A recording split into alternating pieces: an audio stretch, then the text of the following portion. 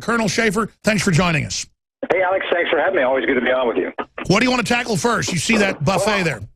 Yeah, no, it's great. Let me just start off with, I think, how you started off. Look, there's some issues relating to what's going on with just the whole administration, the heart of the White House. And look, part of the chaos you've seen, which everything else touches, everything from the White House touches everything you just talked about, there's been a lot of chaos. So I think President Trump's been doing some things, making some choices that need to be made relating to staff. I think John Kelly coming in was a good stabilizing effect, but I think some others need to go. And I don't want to get into specifics, but I think anybody who speaks out against the public, against the president's agenda publicly, needs to really reconsider why they're working for the president. I've seen some comments come out of his staff, out of his cabinet, which I think are unsettling. And look, I'm all for free speech. I'm just, as others pointed out, there's consequences to speech, and even though it's free, there's things you need to. You're talking about Rex Tillerson throwing the president under the bus?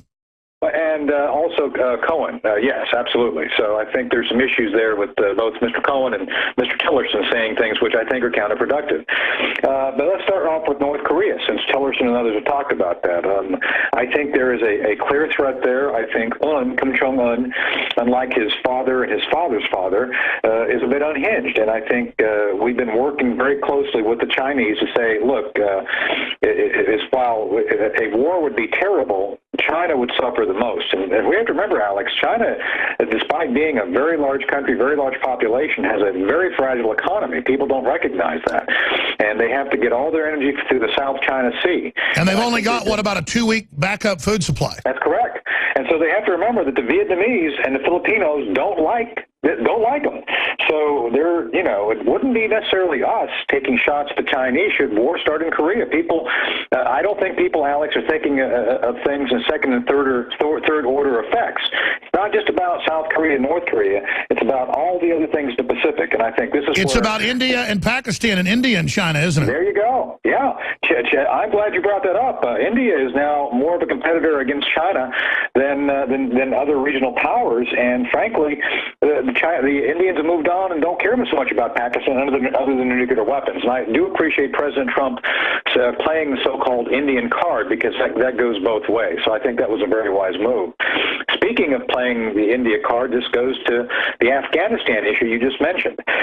Look, in his speech, I think it made it very clear of two things which we have not been doing well. First, we have been trying to nation build, not win a war. I think that was a mistake. You and I have spoken about this a number of times.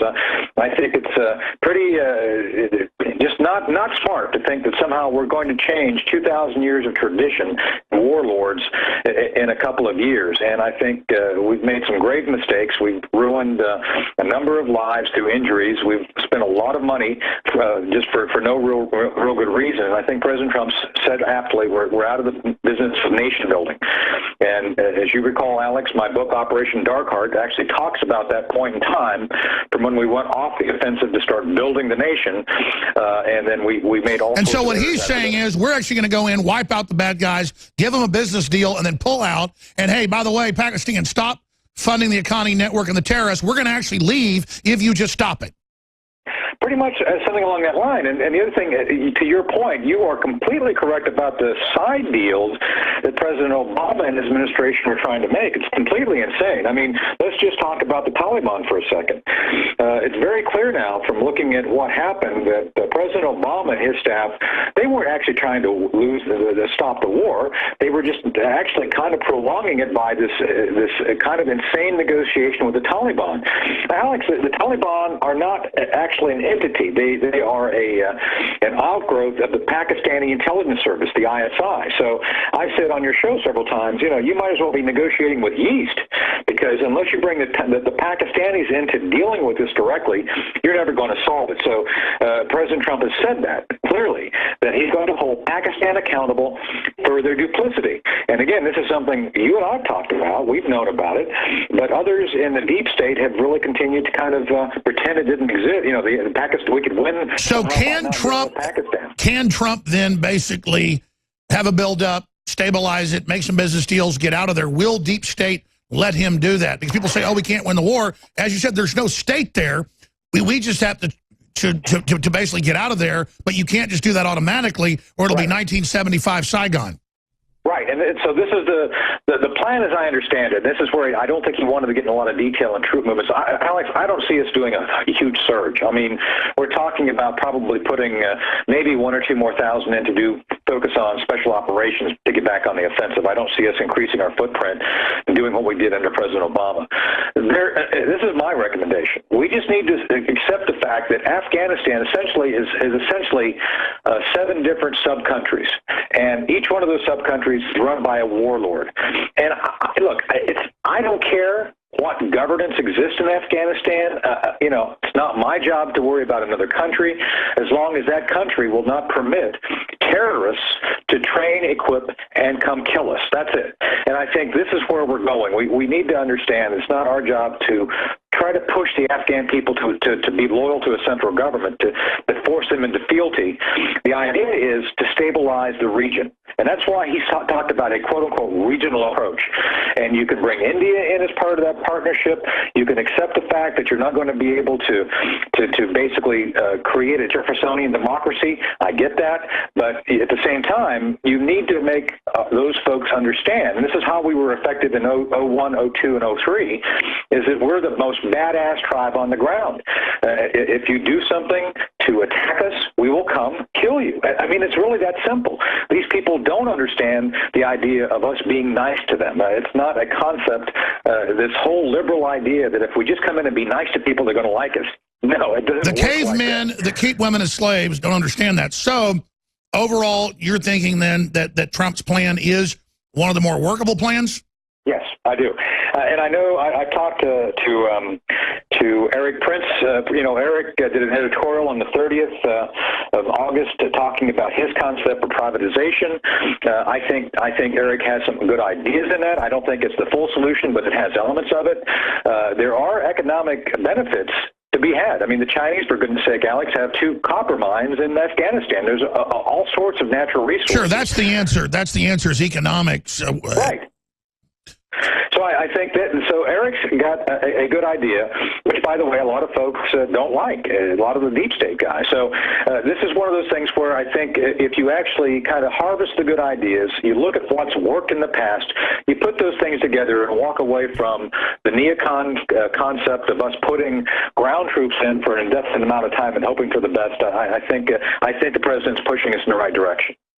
Well, that's basically what I've seen from it, and Trump's trying to execute it. The military's done a great job cleaning up Obama and Hillary's mess by design, trying to double cross us, working with the more nasty forms of Wahhabist Islam. And now in the 10 minutes we have left with Lieutenant Colonel Tony Shaffer, one of the smartest guys out there when it comes to geopolitical systems. You've talked on Lou Dobbs and also on Hannity and other shows about the fact there really is a deep state breakaway group trying to overthrow the president. Now, months after you said that, they're in Atlantic Monthly saying it. They're in the Washington Post saying it. Phil Mudd goes on air and says he wants to beat up Gowdy.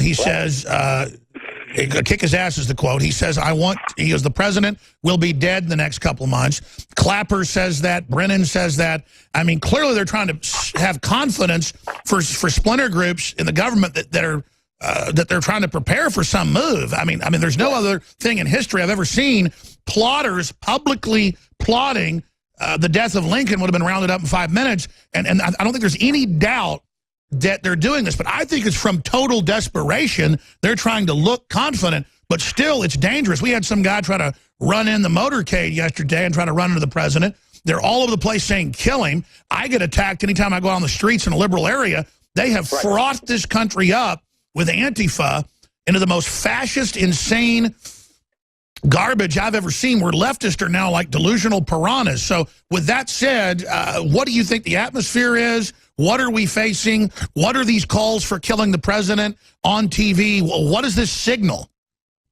Well, this is exactly what it appears to be. You have elements of what I would consider the Republicans in name only, the rhinos. They're the never-Trumpers. There's elements on the left so resentful of Hillary Clinton losing, and I think there's this kind of evil alliance behind the scenes. And Antifa is the armed resistance that I think essentially, I think there's evidence that Barack Obama was able to put seed money out into private organizations via Department of Justice to actually kind of prepare for this. I see this as a long-term kind of destabilization effort, and I think even if Hillary Clinton had won, I don't think we would see stability. I think the left thrives on chaos. And look, I'm the first. I love chaos at times. I mean, I think it's a great thing to be challenged by. With that said, what you're seeing here is an organized effort by people like Phil Mudd and others who, I'll just be blunt, are speaking sedition. Jim Clapper, John Brennan, Susan Rice, Ben Rhodes should be, in my judgment, they should be the ones that Mueller's looking at, the special prosecutor, because of clear violations of both the Constitution regarding illegal collection against Americans, about certain efforts that I think they've been involved in after the fact, after they left office, to undermine the stability of the nation by being involved in seditious activities. And I think this is one of those things. And Alex, you and I think, have studied history. And when Antifa comes forward and says President is Hitler-like, they have no idea. I mean, Hitler was a socialist. He controlled the means of production. He went so far as to control the actual what is art and not art in the German society. So it's really ironic here that you see people with such severe attitudes about what they believe to be right. They want to diminish our ability to think for ourselves. It's all related. So they're the ones trying to control art and literature. They're the ones with even fascist flags. Precisely. It's crazy. Now, going back to what you just talked about, because it's not your opinion. They're in the New Yorker magazine. They're in Atlantic Monthly. They're in the Financial Times. They're in The Economist, all elite publications that aren't just propaganda, but are propaganda of their own people, directives, saying something big in the next 2 months is going to happen. That was a month ago. We're going to take him out. We're going to kill him. He's going to be gone suddenly. It's going to be violent. And they go around and threaten people's families. And not everybody's like you or I or Trump, where somebody threatens us, we dig our heels in.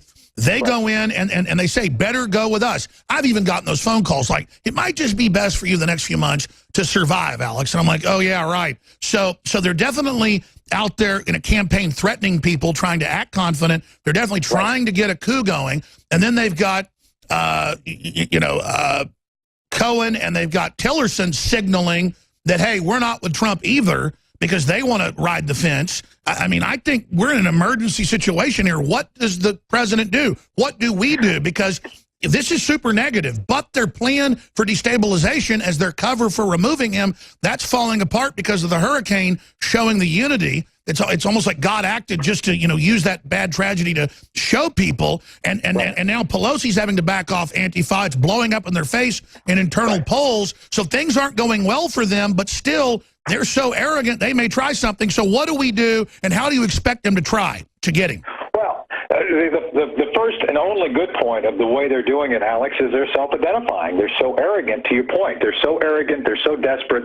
They're kind of showing themselves. It's kind of like, having a light shown against a black screen. You may not be able to make out the entire definition of something, but it's there. So I think that's a good thing. Secondly, I think President Trump has to consider replacing Jeff Sessions. And I'm not sure how you feel about that, but, this is not 1978. It's not time to be focused on. Yeah, we're not playing patty cake. They're saying they're going to kill the president and arrest the resistance. Because let me tell you, once they get Trump, you're a smart guy. They're coming after you and me. Oh, absolutely. And Alex, you and I were going to be targeted had Miss Clinton won. I mean, she said. I remember right before the election, you and I talking about this on air about how bad it would be for us if she won. So, no, you're completely correct. And I think this is where Jeff Sessions has to make a decision. Is he for the American people, or is he for the deep state? Because you can't be with both. And I think this is where he's got to look at how much is being said on the left by the folks, these fake Republicans like that female on CNN, all these folks who are talking big. If you're going to talk big and talk sedition, there should be consequences for that sort of talk, because obviously, Alex, they're trying to encourage someone to do that. And that encouragement, in my judgment, just like Kathy Griffith doing the beheading of the president in effigy, I think needs to be addressed directly. So, Mike Cernovich is in Breitbart, and I know he's been in D.C. for weeks. He says that White House coup underway, Trump basically under house arrest. I think that's jumping the gun a little bit, but they are trying to isolate him ahead of that, maybe drug him or something is what some of my sources think, where they just claim, oh, he had a stroke. But that's Breitbart, a major publication, former chief strategist, now back running it. So the fact that they ran that shows that, let's post that article to Infowars.com right now, folks. But bottom line, Colonel Shaffer, the elite are in trouble. They're mad the economy's coming back. Everything they do blows up in their face. I'm just concerned if they do try to kill the president or do kill him, what the backlash of that will be. That is incredible. I think you are nailing it very well. Look, there will be huge backlash by those who elected President Trump. I think a lot of folks kind of suffered through the Obama 8 years. A lot of folks are very unhappy with him, and it has nothing to do with his color. Has nothing to do with anything except his policies. And yet the left would paint you or me as racist simply because we have policy differences with the previous administration. So what I'm saying is people have held back a lot of anger over the way they were treated, mistreated, and ignored. And I think that's why you saw the wave to elect Trump. And that wave, by the way, Alex, has not gone away. People are watching and seeing that 3% economy growth. They're seeing him go and try to do things. And if he's being isolated, if the bad things happen to him, I think there'll be a backlash. So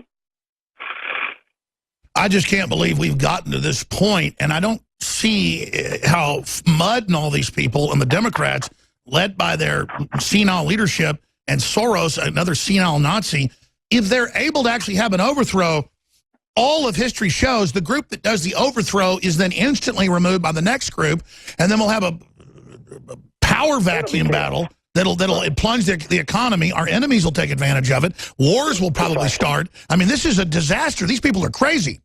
Yeah, the moment this happens, you know, there were some great Cold War movies in the old days. 7 Days in May. Yes. I don't know if you ever saw it. Yes. You know, that was one of the things said in that movie is the moment that you move the president, that's when the enemies are going to jump in. So if you really are helping wanting to help the Russians, you would involve yourself in a coup against the president. And I think that's the unfortunate truth is that enemies all across the board, the globe, would do things to undermine and frankly attack us.